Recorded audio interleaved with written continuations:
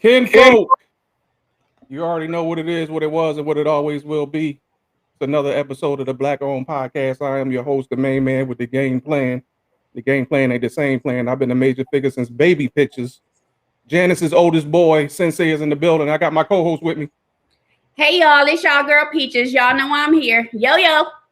Yo, BOP is definitely in the building. As you make your way in, please like and share this broadcast. Follow us on YouTube.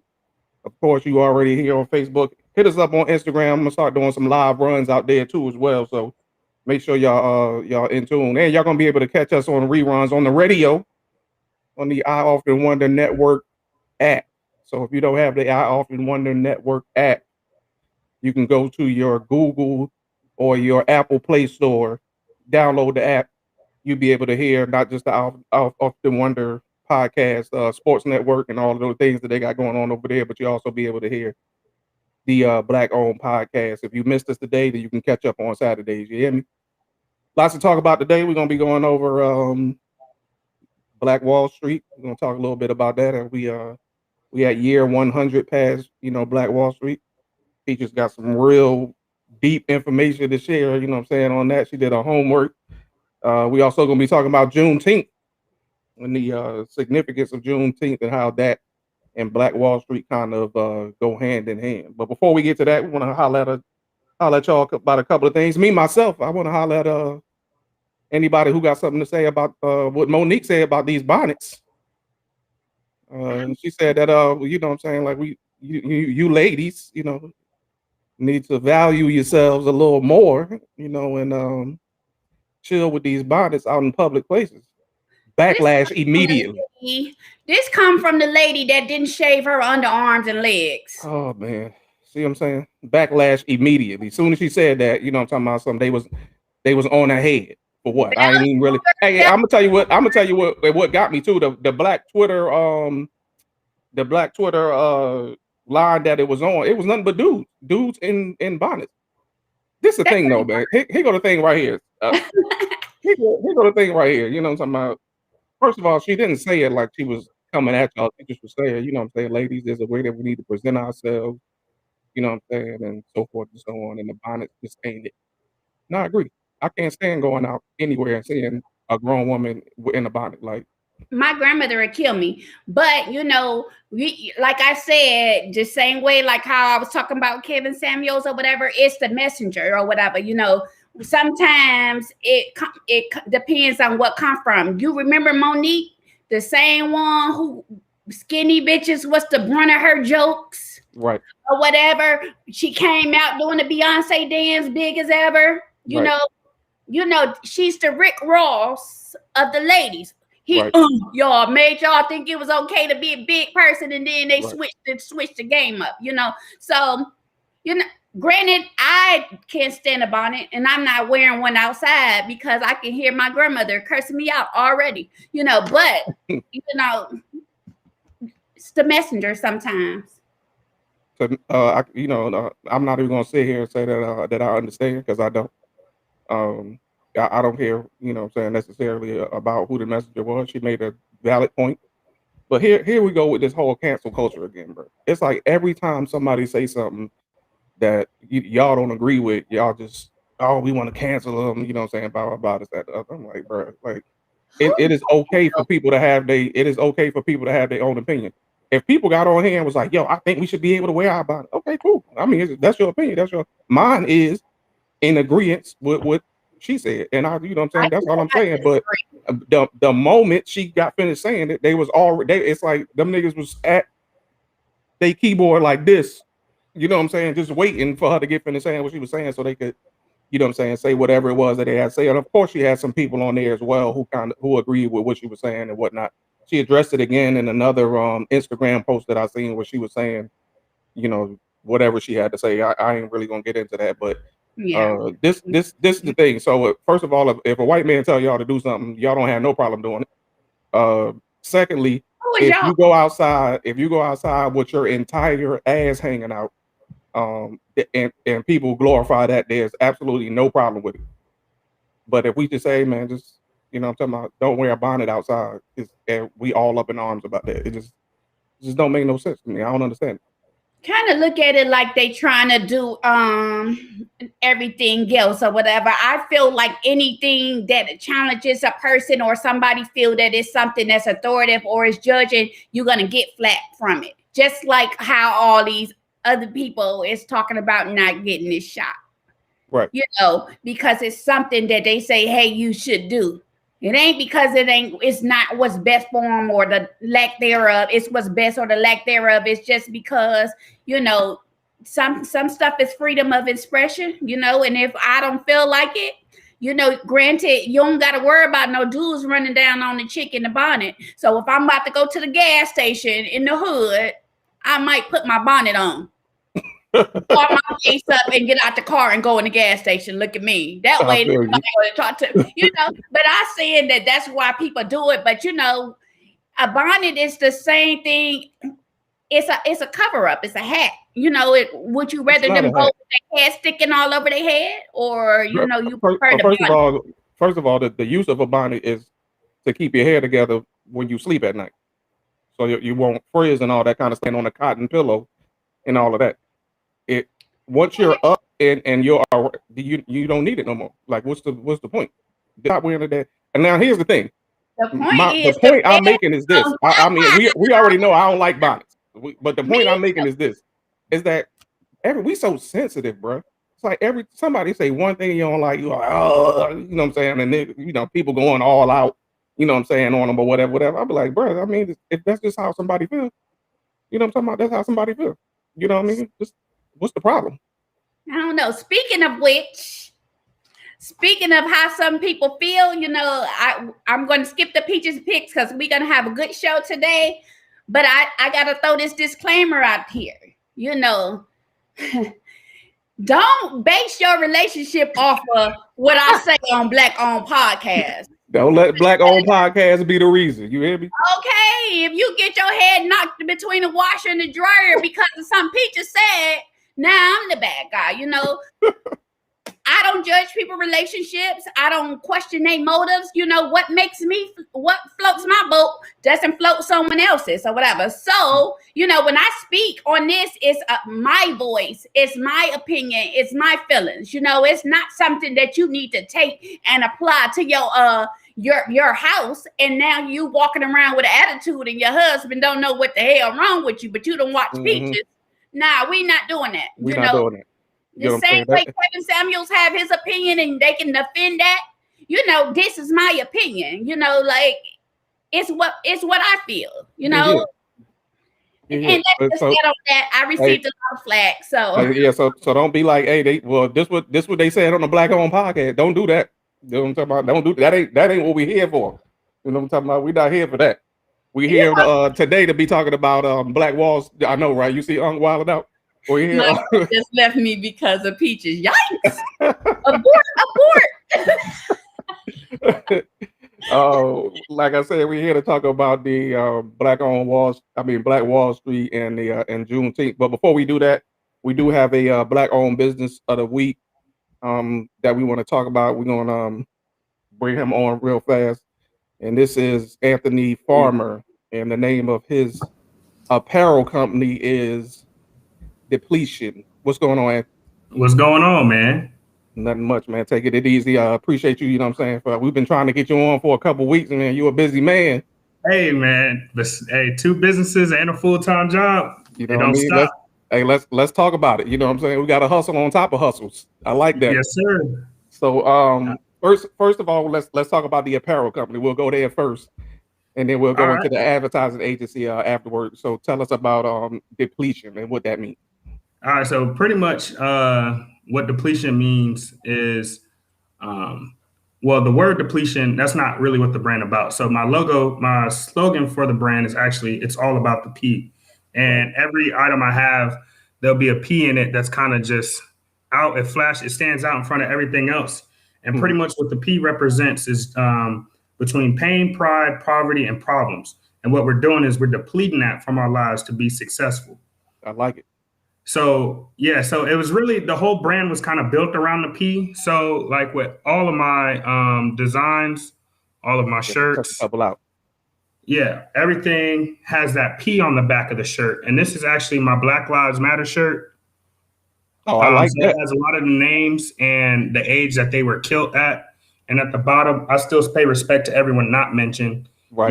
And on the front, we got the hands up picture there. So that's one of my shirts. It's one of my big items. I But like all that. the back of the shirts kind of have that P and it's a symbol. But I didn't Mhm. really want that symbol to be, I didn't want my brand to be, just putting it in your face. I kind of want the message to be on the undertone side. Right.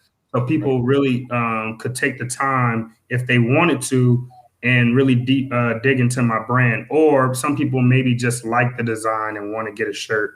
But either way, that message is kind of hidden in there. Yeah, I like that. With the names on the back. That's dope. You was about to say something, Peter? No, I just followed them so I can order the shirt when I.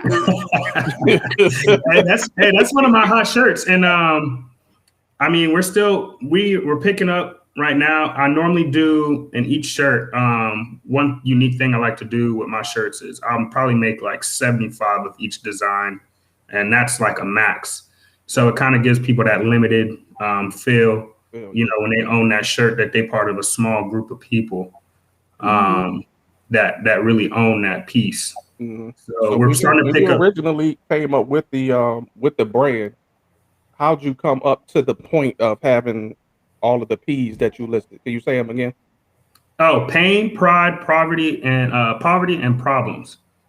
And really, that's from the pandemic, man. I mean, I had friends that lost family, Right. and me being in the military as well. I had a stable job, but I had friends that lost jobs. So at times, I'm supporting them, and I kind of became more of like um, almost like a counselor. You know what I'm saying? Like people were Right. just hitting me up, and hey, you always smiling. I got this going on, and just talking to people, and but I've always kind of had a problem expressing my own problems, pain, stuff like that. Mm. And a lot of that has to do with pride. So that's kind of how I came up with everything. And I was, sitting on computers a lot and drawing. I'm not really a good hand drawer, but like I would do a lot of graphic stuff. And I Right. kind of found myself releasing stress and pain. And I felt like maybe if this is a release for me, for people, I can put my message out there to the world. For people to kind of have that same feeling. Maybe I had a relief, kind of knowing everything's going to be okay. And that's why Right. everything fades away because, we depleting all that Oh, okay, that's from dope. that. That's dope. Yeah, yeah. I was when I was looking at it, I was trying to figure out what it all. Of course, I didn't, but I was trying to figure out, what I'm saying, where it all went, because I did notice that it always kind of was, fading away, at the Yeah. bottom. And that's where everything. So I just released a floral collection as well. And it kind of just gives it that. So this is one of my shirts. It's the roses on it, and it got the I pink like that. depletion right there. And the same thing on the front depletion. It got a little white rose right here. Mm. Um, and everything. And even a lot of my shirts, I like to put like a meaning kind of like in there, Right. but not like in your face. You really got to take the time to really like, To kind of think about it. yeah, to think about it. Yeah. But I wanted to do a floral collection, springtime. So I got a lot of different stuff with that. And I just worked out a deal now where all my t-shirts are branded. So my t-shirts now, the blanks, when they get printed and stuff, all the t-shirts come from either Nigeria or from Nigeria, and then my hoodies come from the same factory as Supreme. So that was a big deal that I was able to work out. That's good. And then I just started doing shorts. So I'd like to do like a lot of people, it's hard right now because a lot of my products are very expensive. Right. But, once people get in, like I get a lot of people that return, like people that take that leap, like, oh, let me see what this hoodie's about. And they'll buy a $75 hoodie. And then 2 weeks later, they're buying two more or, Right. three Yeah, yeah, shirts. yeah. Like We that. got to test stuff out. We ain't just gonna go all out the first Oh, time. Yeah. People, and it happens. We don't want to get no Sheen items. Yeah, Yeah. But I take pride in it because like I get so many DMs and like, I've had one 4-star review and, he got the wrong item, but, I contact him personally. I do all my customer service by myself. and I was able to get them the right product and some gift cards. So we take care of everybody here, and and I'm always dedicated. If I'm put my name on something, it's gonna be right. That's what the I'm top talking of the about. top. So we know that a lot of Black owned businesses are centered around apparel. Yeah. But what we don't really give the credit to is the business that goes into any type of business, even the apparel business. And Yeah, man. what you saying. So I'm gonna ask if you getting that bill with the Nigerians were if that was a intentional act. Yeah, I mean, it was intentional, but it was, so much reaching out. And, when you do that, like when you're going to these big mainstream like companies who work with people like Supreme and Bape, Gucci, Louis, like one, you got to be able to come up with a big, like, sit it down and Present it. big pile of money, but you also like they gotta really like your stuff, because at the end of the day, they need to make sure, they want to work with people. If I'm spending $10,000 now, they want to know that I'm gonna sell all that so I can come back and spend 10 more, Mm-hmm. Right. So like I'll get a deal for like 500 hoodies for $8,000, so to make my money back and re-up, that's why they cost so much. But at the end of the day, you're getting You're getting top the of the same line. quality as you get for Yeah, that you're getting top of the line. $200 hoodie that just got Supreme written on the front. Yeah. Yeah. So Yeah. So your brand is your baby, Depletion. However, you're a man of many hats. So you have the marketing aspect. Was that something that you used to kind of propel your business forward? man, no, actually, like that business kind of just stumbled on me. Like, I had a friend, and her mom owned a coffee shop, and she was going out of business because of COVID. But she was doing so many things where she was trying to deliver and stuff. But I was just trying to be a good friend, and I was like, maybe if you start putting this stuff on Facebook and stuff like that. So when I helped her, then she ended up, telling another friend about it, and another friend, and people are now like, oh, I want to, pay you to do this. So I'm like, I call my mom. I'm like, I think I got something, Right. I think I got something. So, I mean, there's nights where I'm not sleeping. Like I'm just sitting, like doing research, learning more about the craft, and just really trying to perfect it, trial and error with many different businesses. And, I went and ended up getting my LLC for it and everything like that. And so now I have clients from, retail to dentists and a lot of people. And I work with people who can't really afford to go with major corporation, ad agencies. I tailor all my prices to my clients based off of how well they're doing. And my job is to help them bring in more people. And I base my prices off of that. So everyone's winning. There's nobody really, you're not taking money from people who might really need the help. That's what's up. Especially when it comes to when you're talking about average, because a lot of us would like to have access to something like that. I know even Peaches does a lot of stuff. I do a couple of things or whatever, and you want to be able to kind of have access to stuff like that, but it's a little bit hard when you're talking about. I mean, I talked to one person and he was like 8 racks off top. And that's without, you know what I'm saying? Yeah, and you're like, hey, and yeah. And then that's and that's where my business is different from others, because I sit down with my clients and we go over everything from how many leads I can get them per month, where they're at monthly in their income. We talk about where they want to be monthly, and we just build on that. And they pay me based off of, what I can do for them. But I tailor my prices based off of how much they make, so I have clients all the way from $500 a month to $2,000 a month, and these are small businesses, but some people really need the help. And then there's some people who just don't have the time to do it themselves. And that's where I step in. Okay. So what's the name of that business, and how can they reach you for marketing strategies? So that one's called Journeyman. Journeyman LLC. So you can find me on Facebook for that one, and all my information is there for people to contact me via email or, and then I work with that, and I have a website on the way. I'm building that now, so we should be seeing that coming soon. But yeah, the main way to get on in touch with me is definitely on Facebook from Journeyman LLC. It's dope. So pretty soon we're gonna see you at Fashion Week, and I'm gonna be like, "Hey, I know him. He was on Black podcast." I tell people now because so this one's funny. This shirt right here, I made it for 420, and pretty much I just had a bunch of friends who all smoke, and I was like, you know what? I was in my group chat. I was like, whoever sends me the best picture of them smoking, I'm gonna put it on a t-shirt. And it sold. I made 150 of them, and it sold out. It started with 100, and it sold out in 15 days.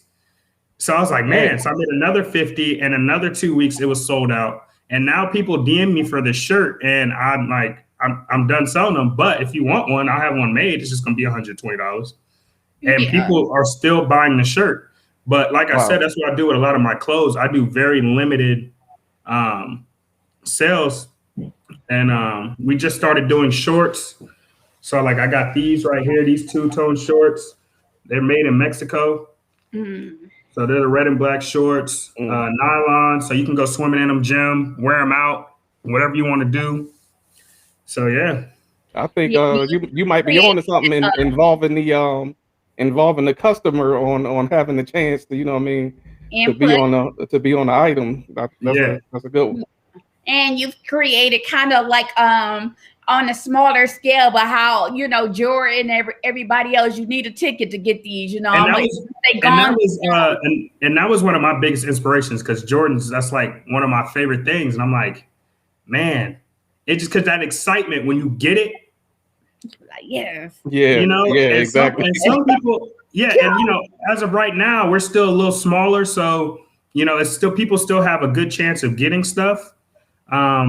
It's rare that I still sell out right now, but I still, a lot of stuff sells. So we're doing good on that end. But it's when it starts to build and, I have a lot of people that hit me up. They're like, man, I love that. And I'm like, well, I'm only doing these shorts. They're just about gone. I got 2 pair left. Wow. But so for people to get them, and I get those DMs and, people contact me and reach out like, man, I love this. And, that's why I do it. Because for that reason and that feeling. Yeah. The next Kanye, the next. You know what I'm saying? You never know. What's his name that made Off-White, one of the few black retailers? I mean, that's in Saks Fifth and Neiman's. That's dope. It's pretty good. I'm excited. I like it. Yeah, man. You want to do a collab soon and take off. I'm actually trying to get a deal done with Champion right now. So a little Champion collab for windbreakers. Yes, for this fall. I try to plan ahead through the seasons, make sure I always got stuff on the ready. So, hey man, hey, well, you know what? We of course wish you nothing but continued success. And before we let you go, if you want to let everybody know where they can contact you at for either or of your business. So I'm on Instagram at Depletion Apparel, Facebook as well, and then on Facebook for Journeyman, you can find it Journeyman LLC on Facebook. So those are my 2 pages, and those have links to my emails. Instagram's definitely the best way for Depletion. I do giveaways. Sooner, I'm about to start doing cash giveaways for a picture contest, and I give discount codes on my story. And so Instagram's definitely the way to go to get some good deals and possibly win you some money coming here in the future. Hey man, that's what's up, man. Everybody, Anthony Farmer, owner of Depletion Apparel and Journeyman LLC Advertising, man. Thank you for coming by. Yeah, not a problem, man. Thank you for having me. All right, man. Enjoy. All right. Goodbye. Yeah, that's dope right there. I like that. Yeah. Like that. Let's get to it. Let's get to it. So of course y'all know me and Mark doing, it's Juneteenth is coming, Indeed. the Black Independence Day, Fact. So despite the 4th of July fireworks, we need to know what we rooted from, what's going on, and how we need to be more in tune to making a bigger impact than we are right now. hey, so for those of you who don't know, Juneteenth is a holiday that's celebrated to kind of recognize the emancipation of the slaves in the U.S. The holiday was first celebrated in Texas, and the reason why is because it is here where on the date in 1865, after the Civil War, the slaves were declared free under the terms of the 1862 Emancipation Proclamation, and it didn't reach all of the final captives, excuse me, until 1865 here in Texas. So it is what we call our Independence Day, like Peaches said. So that's what Juneteenth is. June 19th. If you don't know now, you know, you should be celebrating that harder than what you celebrate July 4th, because you Okay. were still captives in July 4th of 1776. So You know, go there's a ahead. lot of things that's going on around it, because the Emancipation Proclamation, it was signed in 1863. 1862. 63, January 1st, 1863. Mm, However, it didn't trickle down, especially right, not in Texas, right. and that there was a lot of stories as to why it didn't get there. One of them was said that the messenger was murdered on the way to deliver the news of freedom. Right. Another one said it was withheld purposely because that mean the emancipation of slaves and the labor that came with the slaves. Right. So in order for them to keep their businesses going, they didn't let the slaves know that they were That free they were free.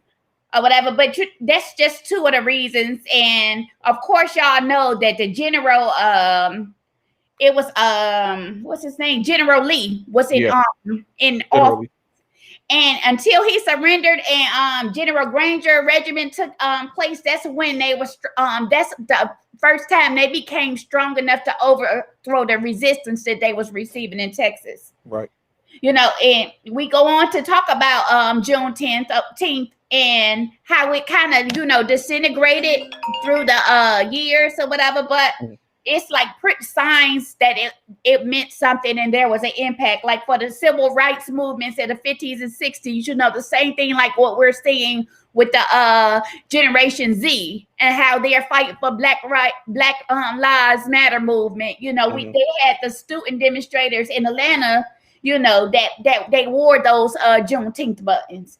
right. And then at the poor people march in Washington with Reverend Ralph Abernathy, he pressed on the importance of Juneteenth and the celebration. And after that, when the people went back to their homes and their cities, they began to celebrate. Right. And even though it originated from Texas, like Minneapolis and somewhere else, I can't think of it. Minneapolis is one of the states or that have cities that have one of the biggest Juneteenth celebrations, which Right. is odd. Yeah, which was when I read that, I was like, Minneapolis of all places. I would have thought like And DC or somewhere like that.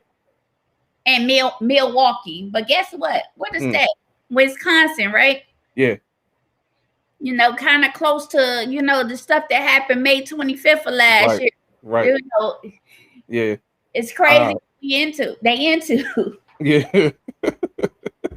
One thing I wanted to say about the Juneteenth is if anybody has been paying attention, there was this viral video of Diddy going around. It's actually posted to the Black Owned Podcast Instagram page, um, where he's kind of talking about, you know, the travesties, that we have to kind of endure and live through, and how, it is his belief that money is what's going to have to uh, take us from, you know, where we are to a point of independence. A lot of people don't agree with that. I'm a avid watcher of Dr. Boyce Watkins, so I do believe that it all starts with money, because everything begins with money. But Yeah. that was definitely something that the reason why I posted it to the page, because it's because of the coming Juneteenth celebration, and I kind of, the passion he had, and when he was speaking that, I want us to kind of keep that same energy once June 19th come around. Yeah, I'm gonna disagree with Sincere, and y'all will know why as I go and give y'all a rundown of history. And the obstacles that we faced back then that today we still face. Right. And he could start with Tulsa. Well, we all know about Tulsa being the first, well, not necessarily the first, but being the most famous Black Wall Street. And the reason why it was the most famous is because it was the largest Black Wall Street, as far as all of the properties, the airports, the hospital, anything that you need to survive and call yourself a thriving neighborhood or city. Um, Black Wall Street in Tulsa, Oklahoma, had that. Now, Peaches, of course, is going to go into some other places that also had Black Wall Street, but one of the places that I kind of wanted to bring up, and it wasn't necessarily a Black Wall Street, but it was the first place where um, a Black contingency actually governed itself, and that was in South Carolina. Uh, Yeah. and when I say governed itself, I mean exactly that. They had their own um, courthouse. They everything that you needed. They had, I believe, it's a fire station as well. Everything that you needed to kind of excuse me, not a fire station, um, like a police station or whatever. They weren't called police, but you get the gist. And they literally governed themselves, even as a sub government of the one that was already in place. So that is just some things to think about. There's a couple of other ones that I know about as well, but I'll wait to see if Peaches is going to mention those or not in her piece. So go ahead. Okay, so what you guys, of course, everybody know about Tulsa, Oklahoma. It's something that's been on the forefront forever. Not in the history books, because you're not gonna find it in our history books that we learned in school. And if you did, it's slighted, based on how the white person wanted to be portrayed. But what y'all don't know, everybody says that Tulsa was the largest and most significant. It wasn't. If y'all think about it, in April of 1873 in Colfax, Louisiana, 150 Black men were murdered by white men in guns and cannons, for trying to assemble at the courthouse or whatever. They still don't know how many Blacks were killed, because they threw the bodies into what is called the Red River. Then we had Wilmington, North Carolina. It's the massacre of 1898. Now, this one is significant because Wilmington, North Carolina was supposed to be stamped for Blacks as the New South or whatever. The majority of the population was Black. They even had several elected Black officials, which was caused the whites to have to share power with the Blacks or whatever. And they had the threat of Negro rule was a reason for them to cause the racial resentment. In the election of 1898, the Black men were prevented from voting and they pushed out the Black officials. They did this they incorporated a literacy test for you to be able to have the right to vote, and them Jim Crow laws. This is the first time that we'll see them active, and that is way in 1898. It was called the Black Codes. Yeah. And the day after the election, the whites there, these the first people that overthrew the government. They overthrew Wilmington government. Just like we see today at the White House, how they tried to overthrow the White House. That wasn't the first time. 1898, they actually succeeded, which is probably what gave them the gall to feel like they can do it again. They overthrew it, and guess who was the head of everything? What we talk about, the press. Right. The press, and whether you know it or not, the Democratic rule, the Democrats was actually what we look at Republicans as today. Today, facts. Yeah. So, and not only that, for over 100 years, the powers of Wilmington tried to erase the massacre for history. And in 2000, the General Assembly established that race riot commission to come and dig up the truth. So it's just crazy. And that's just then. It took them, even on that. And if we think about North Carolina, that ain't too far. It took them 90 years to elect another black congressman after that happened. 90 years. And that's crazy. And this is what part of North Carolina? Durham? Wilmington. Yeah, Durham. Yeah, they overthrew their government. They wasn't hearing none of that. Then we got the Atlanta massacre. It's September 22nd, 1906. It began the same way most of these riots has been. They put these women at the forefront. So it began with white women accusing black men of rape. The Atlanta, and then on top of it, the Atlanta newspapers reported that the 4 white women allegedly were assaulted by the black men. In reality, it wasn't that. It was that the whites was threatened because in Atlanta, the upward mobility of the black communities was thriving, and they felt like they were taken away from their jobs. That's familiar. So once the paper, the paper was published and it came out, 2,000 white men took to the streets, and they went into the black communities and beat and stabbed and shot any black person in sight. Women and children were not off limits. The unofficial death toll is up to 100, but they don't know. It's kind of like with Tulsa. They dig mass graves, they threw them in the water. Right. It's just no way to account for the people that were there. Right. Then we got 1919, and that's significant because it was called the Red Summer, and that's from April to November of 1919. About 30 riots broke out in the eastern part of the U.S. alone. Forget everything else. And it was like different accounts of lynchings and stuff. And like we see today, it's a resurgence of the membership in the Ku Klux Klan now. How we keep seeing these far left, that's what they want to call them, coming out the woodwork during the Red Summer. That was what it was. We can pinpoint it to the Chicago race riot, and it been Chirac before we called it Chirac, and it left 38 dead, and that was 2 years before the Tulsa massacre. It lasted 8 days, and it was a spark because a black teen named Eugene Williams. They had the white beach and the black beach. He floated his raft into the white section of Lake Michigan, and one of the guys that threw it saw him, threw rocks at him, and killed him. He ultimately drowned. And that ain't crazy. The police, how they keep talking about defund the police, they've been a problem forever. So the police refused to arrest the white man that the eyewitnesses said caused the teen to drown. Okay.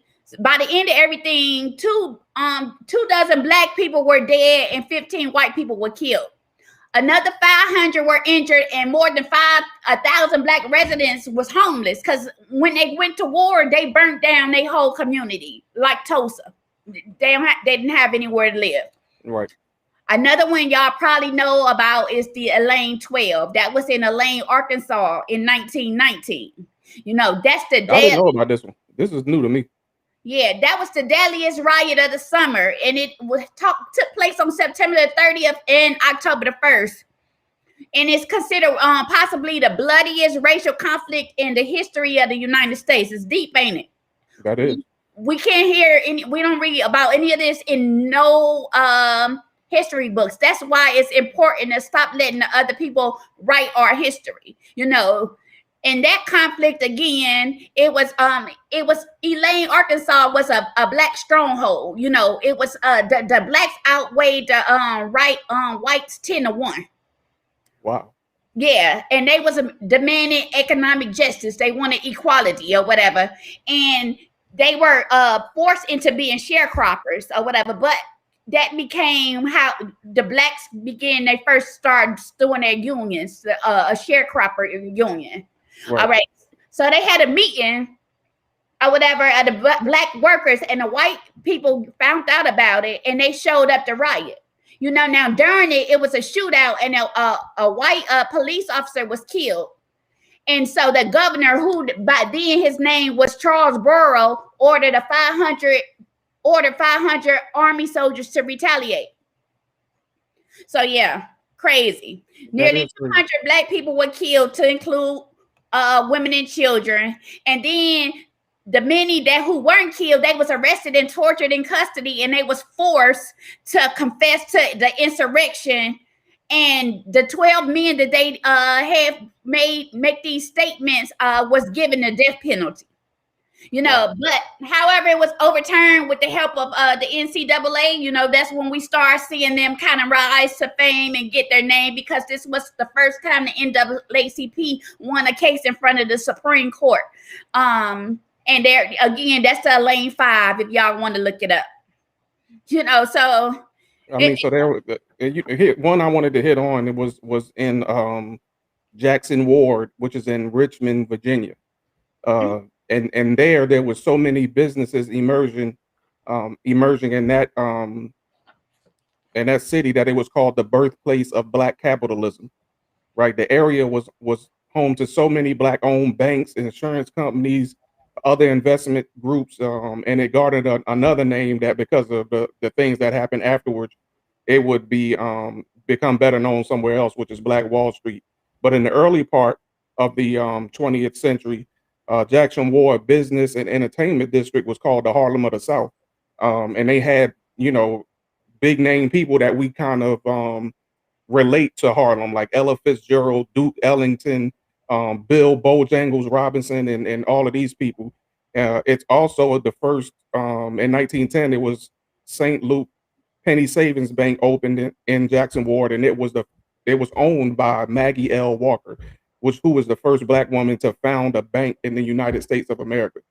So I mean, and you have other ones, the Fourth Avenue District that was in Birmingham, Alabama.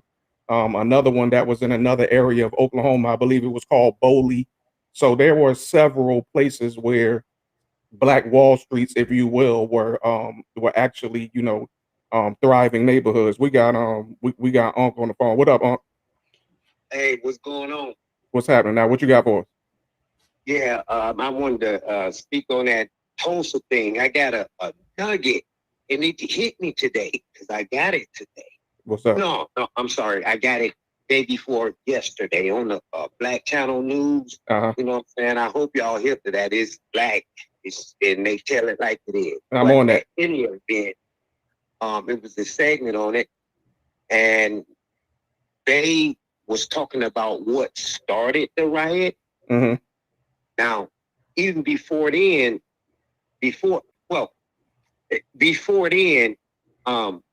how not, well, I'm taking it, this is the nugget.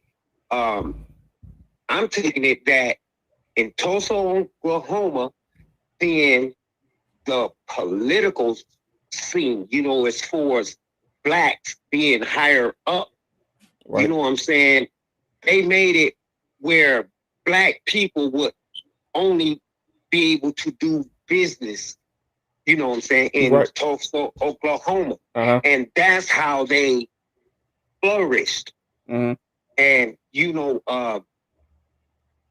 today, because I always bring it back, when I look at the situation, we have changed, not only in the Senate, politics, but as a general just walking around, motherfucking gangsta ass person, you know what I'm saying, or whatever, or a bank manager, you know what I'm saying. Right. Everybody really lost now, you know what I'm saying. Right. And people not everybody, but a lot of people are really, the mass is lost. When like your show, it's called Black Owned Podcast. You know what I'm saying? Y'all show. Right. And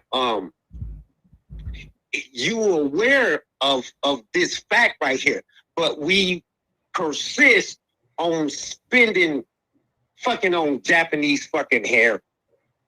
You know what I'm saying? I Getting ain't your checked that out fucking either. nails did at Vietnamese. All that. Shopping at fucking Walmart. Right. You see, and we don't give not I ain't gonna say homage to those old school thoughts, and especially people that have a lot of money.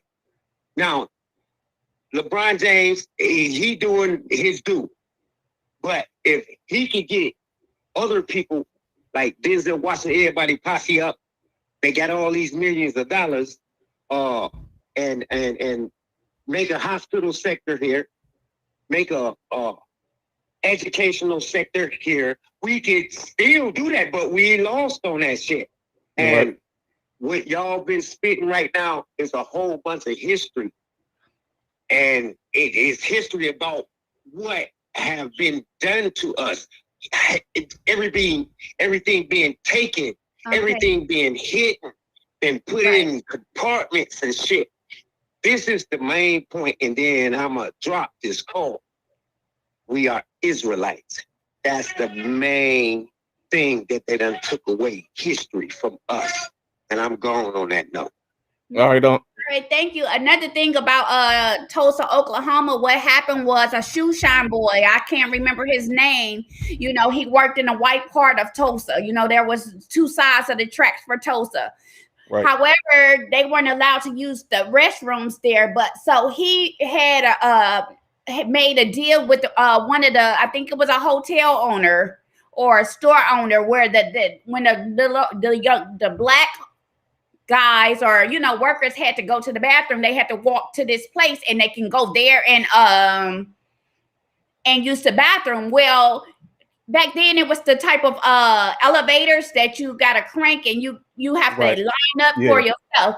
So what they're thinking is that happened is that he had to go to the bathroom. He tripped because it wasn't lined and he fell, and his natural reaction was he grabbed the lady and her thing tore. She screamed. He realized like it was a messed up situation he was in, and he ran. They ended up arresting him, so he wasn't part of the riots, but the lady left town, and I guess she sent a letter back some other time saying, whatever happened was wrong, and they ultimately just let him go.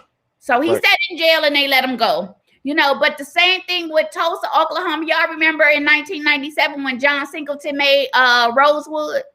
Yes.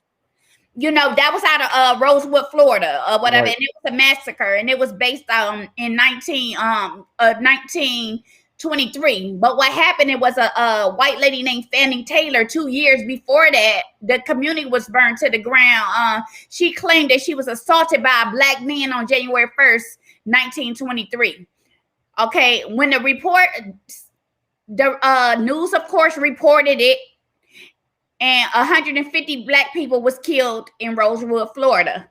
Mm-hmm. After it was destroyed, a grand jury, to add insult to injury, a grand jury came back and said that they didn't have enough evidence to prosecute the white man for killing these innocent American citizens. Right. It's crazy what we into, but this don't just ride onto us or whatever. You have to look at everything, Think about the thing in history now, how Thomas Jefferson had the baby with his slaves.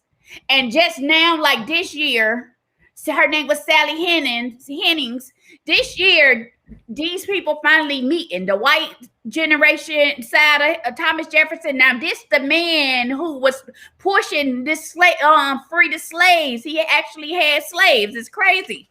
And then we can look at the $5 Indians, they not just coming for us or whatever. Y'all, you heard of the $5 Indians? Yeah.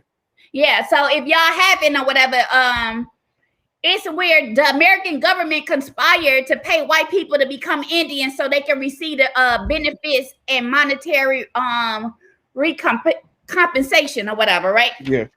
Not only that, but they made some notes into the law that they passed to where that blacks, even though we moved in together, we, started families and grew with the Indians. Right. It was a clause in there that preventing black people, even though they had the Indian trait or the bloodline from ever receiving any type of reparations. Mm-hmm. And it's called the $5 plan or whatever because the white people paid $5 to get listed on this charter, deeming them as Indians so that they can receive the stuff. So now when you look at everything and you see the culture and what they look like, the Indians with the straight hair and all that, you know, that's just another situation where they're robbing us, the African community, of their rightful paths. You know, like Right. if y'all want to think about it, before the Ice Age, America and Africa was connected. You know, so if you take some soil from America and some of the soil from Africa, you know, they test the same. That's how they was able to tie together, because we are two parts. So pretty much you used to be able to walk from Africa across to America, Mm-hmm. you know. But that's just another way. And even Donald Trump said that the Indians don't look like the ones that he's seeing on the pictures. And that was recently, like in the last year or two, you know, or whatever. Yeah, I remember that. But if you look at everything, even down to the straight hair and stuff or whatever, they hair wasn't like that. The original Native Americans had African hair, you know. Yeah. And I just feel like this is another situation that has been corrupted, and the story has been tailored to, you know, discredit our roots or whatever as being the first person, the first people to walk this planet. You know, like a lot of times you will hear like the Chinese saying that the Indians are descendants from them. You know, just you wasn't even on the earth. So Yeah. like this is crazy. Here's a good question that Damon asked, and he asked, is it possible to recreate a Black Wall Street? And here's the thing that you know, that there's not an answer, but it's just kind of something to think about, is that we just, during this time, we've named several, you know what I'm saying, Black Wall Streets. And I think that when we talk about Black Wall Street today, we are enamored to the point where we think that it should be just one. Mhm. And there should not. There should be several of them. And now, do I believe we can recreate several? Yes. Do I believe that that's something that will happen during my lifetime? Probably not. And that's just because you know, we've been here, you know, for this long, and I don't know if, I mean, what else do we need at this point to do it? We have a lot of people who have access to those type of resources. We have a lot of people who have the education that's needed to back something like a Black Wall Street. We have a lot of people who have the skill set to back something like a Black Wall Street. And we've yet to do anything. There was I believe last year there was a whole city on sale in Georgia, and everybody was talking about it, saying, "Oh man, we should go buy." I dug into it or whatever. The person who owned the most properties or whatever was selling some of their property. The whole city went up for sale because it's outside like one of them small towns close to Athens and stuff. Right. But Damon, he said, I can agree with that. However, I think we as a group wouldn't be able to figure out where to begin. It's like, we would be. He said we would be fighting over what city to start it in, because everyone will want it to be out of their city. So I mean, yeah, he's right. I think there would be first of all, it's somebody has to be in charge. There has to be somebody who is who was the 51%. That no, there's nothing that you're going to look back on in history and there isn't someone in charge. And I think that is an issue right now, you know what I'm saying, for us, because everybody wants to be the chief, but nobody wants to be the Indian. You know what I'm saying? Like, if I'm a plumber, then that's what I do. You know what I'm saying? I plumb. You know what I'm saying? But if someone is an executive, then that's what they do, is that they're you know what I'm saying, executive. So I don't think that we'd be able to put together the puzzle and everybody stay in their own lane, because even the plumber would be able to, you know, at some point would say, well, no, I disagree with, you know, the executive. Well, the executive is in charge, and so you would have to do, you know, what you're supposed to do anyway. And I don't think, you know, that right now we are in a place as far as, you know, mentally and without ego where we would be willing to kind of just go with what we told to do. I mean, if we look at the U.S. how it is now, everything is a power struggle. You know, Right. it's a sword fight, for the lack of better words. I ain't gonna say, you know, Right. what it is. And I feel like until like the black man take his rightful Rightful place. spot at the head of the family, at the you know, the one that's driving the decisions, you know, and give the women a chance to sit back and relax, we're not going to propel further as a people. And not just in America, but you know, if you travel all around the world, a lot of these men don't even respect a woman. You know, they wife rides in the back seat and their son is in the front, Right. standing up with Right. no seatbelt on. You know,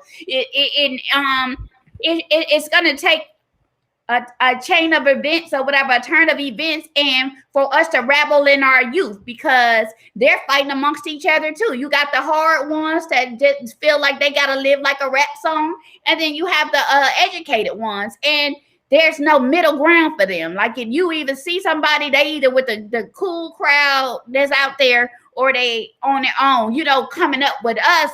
I would hang out with my friends, but I went to another school, you know, because Right. I knew I wouldn't be shit if I went to West Tech, you know, or John Hay, you know, but he said motherfuckers can come together to plan a family reunion, can't agree on what to do on a vacation, let my ass off, build a community now. As you said, probably not in our lifetime. Not in our lifetime, bro. And they done gave and you know what? And the thing you said about you know, about black men, you know, coming and taking their position, I think we want to, but I think a lot of us kind of weaker than we want to admit. Because, and the reason why I'm gonna say that we want to is because it's the reason why there's been such an exodus. And I don't get me wrong. I mean, we still up in the 80-something percentile of, you know, black men are with black women. So that we are the majority. Mm-hmm. But, you know, we put so much emphasis on that was other 20% that choose to be, you know what I'm saying, with other women. And the reason why I say that is because the reason why they with them is because those women will let them be the head of the household without any type of resistance. Now, I don't think black women give resistance, but I don't think black women are the ones that's just going to let you walk up in the spot and run it just off top. Like, you know what I'm saying? Like a black woman has to believe in you. Yeah. And you have to show her that you are the one that you can, you know what I'm saying, believe in. And at the same time, you gotta have some gumption about yourself too. Because sometimes, I don't care what nobody say. My mama told me this when I was young. You know, any woman gonna try you. But you know, she waiting to see what point you gonna say, hey man, sit your ass down somewhere, you know what I'm saying, blah, blah, blah. So, and I think that, you know what I'm saying, that a black woman, literally, she's just waiting to see what that is like. And if you pass the point where it's undesirable to her, then she don't want to deal with you. Right. But we get judged for, you know, pulling the ropes. But like a lot of black women and my friends, they look like me. If I get in the passenger seat and you crash out, because I caught myself dozing off and you crash out, you speedball and crash out, it's going to be hard for me to let you back and let you drive again. You know, like, how you know I paid my insurance? You over here showing out. Like, no, get moved. I drive. Like, you know, like, right. Know? So that right there, I just feel like it's not strong. And I feel like society has made it to where make the black man question himself, you know, and that's I have a problem with that as well, you know, because if he questioning himself and he's not unsure, he's unsure of himself when he's supposed to be the forefront of us, then you can't expect to come home. That's just like you going out to the restaurant. You know, you got the little shoulders like Kevin Samuels, and you get knocked out in front of your girlfriend.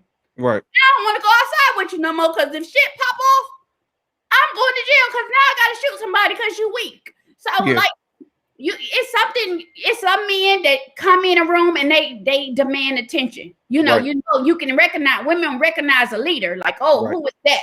Oh yeah, he's doing something. He's well spoken or whatever. He's articulate.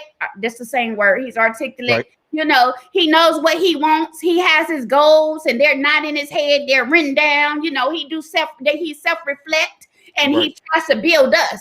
You know, you men are y'all have so much to fight out there or whatever. And now because when we doubt you, you got to come home and fight too. So y'all get defeated. Like, you know, just, oh, he's so cute. It's a problem. You know, for the rest of America or whatever, for any time y'all put in a position of authority, y'all have to face adversities that no one else would face. You know, I just don't feel like the black man is giving their due diligence or whatever. And that's with me too. Like, you know, a show beats a tale, and we're not giving them the chance to show or whatever. Probably because y'all mouth, y'all be thinking y'all not got all the goddamn sense, and y'all mouth kick y'all out the game before you get before kick off. Hey, Damon said, "Don't get Peaches started." I know, like, yeah. I ain't gonna get it started, Dave. I'm gonna say this last thing, then we're gonna close up. But what you talking about, Peaches? The one, let me tell you a very short story.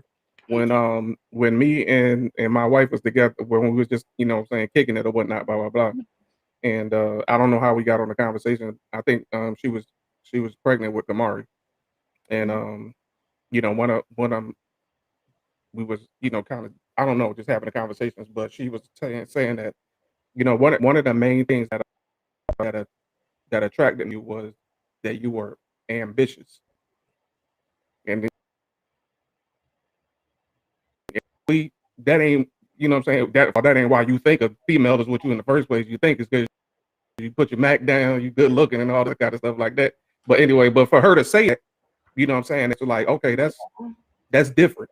You know what I'm saying? So, you know, I always say a man could be good, you know what I'm saying, you know, by itself, but he won't be great till he has a good woman by his side. Right. That's all we got for y'all, man. Y'all definitely should have learned something today. Yeah, I have put it down for y'all today. Yeah, I got a nugget that I want to leave y'all with or whatever. And it's I can't remember who quoted it, but they said the continuous killing of black people by white police tells us that the problem of race will be with us for a long time until America turns brown. That's one thing, but that might be so. But what y'all need to think about is racism is taught. It ain't genetic. So these parents are teaching these kids to hate, despise, and kill or whatever. So you have to question the integrity of a parent, no matter their stature or how much they make, when that's the forefront of what they're teaching their children, to be savages, you know. Right. But that's all I have. Black for the Black podcast tonight. Yeah, that's a good way to leave it right there. You know what I'm saying? So hey, look, we look forward to seeing y'all next Thursday, man, on the next episode. Remember, you can catch us on the I Often Wonder app. We'll have a replay on their radio station on Saturday. So check that out, man. But until then, I don't hate, I motivate my people to elevate and rise above the fray to show God is great. Not blasphemous, but magnanimous, without any animus to show that they're fabulous. With a little bashfulness being the catalyst for adult learners to conquer calculus.